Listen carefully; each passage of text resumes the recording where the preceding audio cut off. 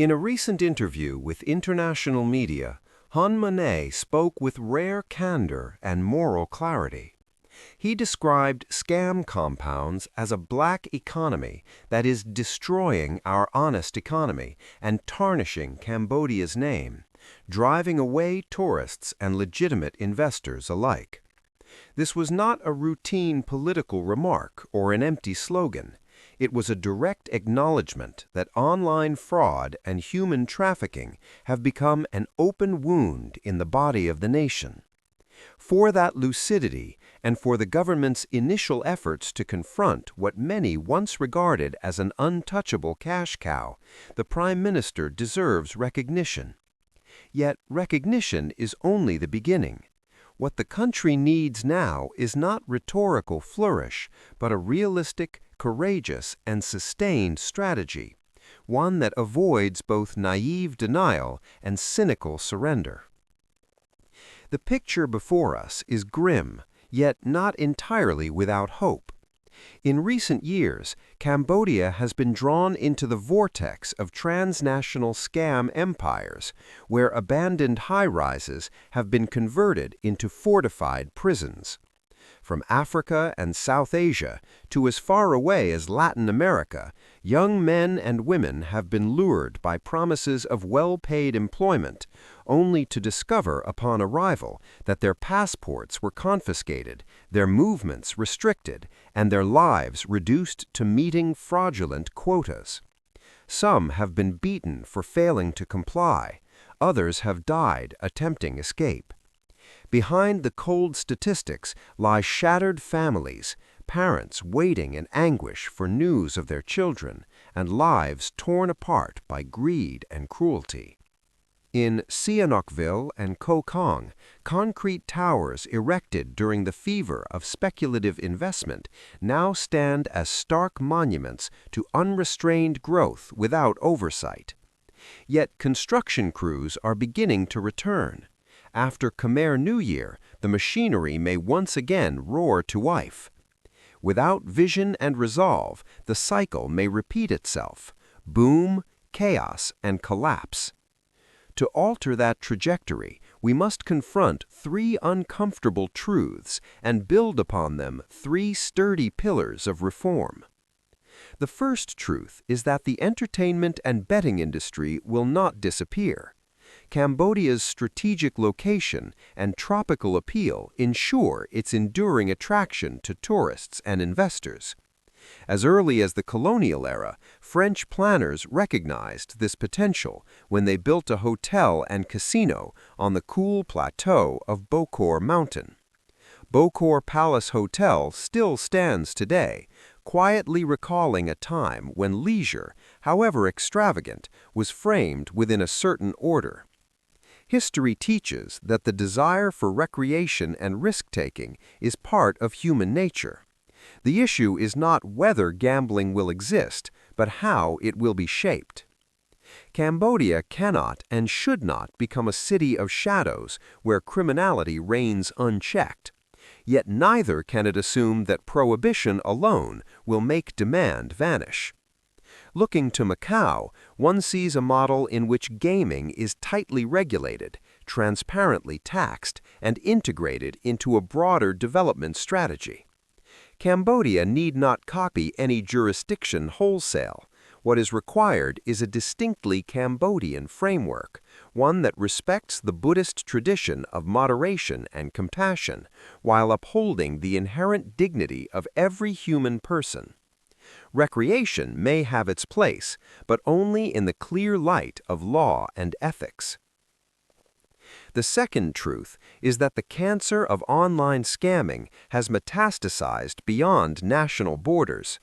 When pressure increases in one location, syndicates simply migrate to another with weaker legal safeguards or enforcement. The issue is therefore not merely Cambodia's reputation, but Cambodia's responsibility within a transnational criminal ecosystem. Addressing a phenomenon of such complexity demands strategic thinking, not only short-term crackdowns. One practical measure would be to narrow and concentrate large-scale entertainment complexes within clearly designated zones, such as specific border or coastal provinces, where oversight can be effectively exercised. When casinos and entertainment hubs are scattered nationwide, they become blind spots for corruption and abuse. Concentration, by contrast, allows authorities to deploy inspection, auditing, and law enforcement resources systematically and consistently. Equally essential is deeper international cooperation. Modern scam syndicates operate like multinational corporations with recruitment, financial, and technological networks stretching across continents. No single country can dismantle them alone. Coordinated efforts between Cambodian authorities and regional and global partners are indispensable for identifying kingpins and cutting financial flows. Recent arrests and extraditions demonstrate that when political will and international collaboration align, even figures once considered untouchable can be brought to justice. Yet enforcement, while crucial, is insufficient on its own. We must also have the courage to re-examine the existing legal framework. History cautions against the illusion that total prohibition always produces the desired outcome. Hunting has long been illegal, yet poaching persists. When a high-demand activity is pushed entirely outside the law, it does not disappear, it simply retreats further into the shadows, where there is no taxation, no transparency, and fertile ground for corruption. Rather than blanket bans, Cambodia might consider constructing a transparent and rigorously monitored legal framework for strictly licensed online entertainment activities.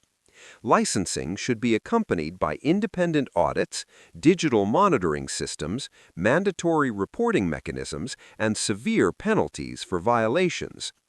Tax revenues generated from such a sector, if managed transparently and allocated to education, healthcare, and infrastructure, could transform a once tainted industry into a contributor to the public good.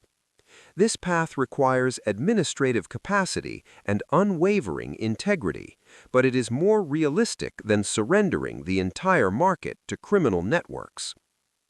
The third truth is that no reform can endure without a healthy civil society.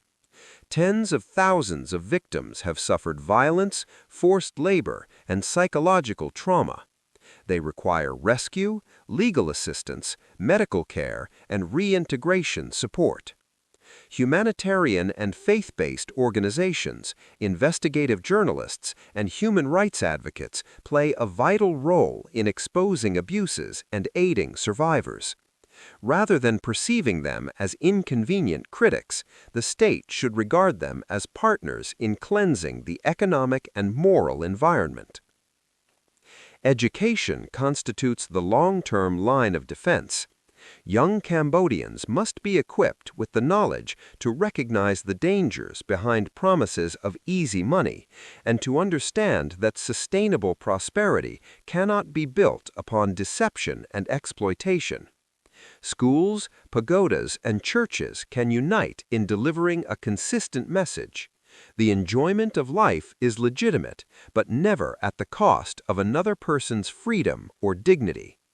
When moral values are strengthened at their roots, the market for illicit exploitation will inevitably shrink. The road ahead will be uneven. Short-term economic temptations will persist. Pressure from vested interests may test the resolve of reformers. Yet hope is not naive. Hundreds of scam compounds have already been shuttered and thousands of suspects deported. Domestic public opinion is increasingly aware that national reputation and the future of the younger generation cannot be bartered away.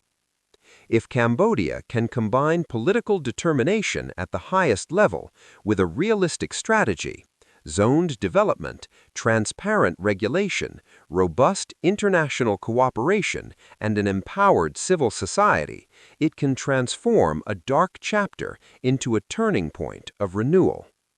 Towers once associated with avarice could become symbols of responsible reconstruction. Places once echoing with cries for help might one day resound with the legitimate commerce and free movement of people unafraid. Cambodia's future need not be defined by concrete walls and barbed wire. It can be defined by a people willing to look into the abyss, acknowledge their mistakes, and choose light over shadow. Such a choice demands courage, for it entails abandoning comforting illusions and committing to long-term reform. Yet in that choice lies the restoration of national dignity and the rebuilding of international trust. We cannot change the past, but we can determine the future. Acting with sobriety and perseverance, Cambodia can become an example of how a small but self-respecting nation confronts transnational crime and reaffirms its values. That achievement would not belong to the government alone. It would belong to the entire people, a nation that has endured profound suffering in its history and deserves to be known not for inhuman scam networks, but for courage, integrity, and human dignity. The moment of decision has arrived. Choose truth over denial. Choose reform over compromise. Choose a Cambodia worthy of its children and of the respect of the world. Thank you for watching this story.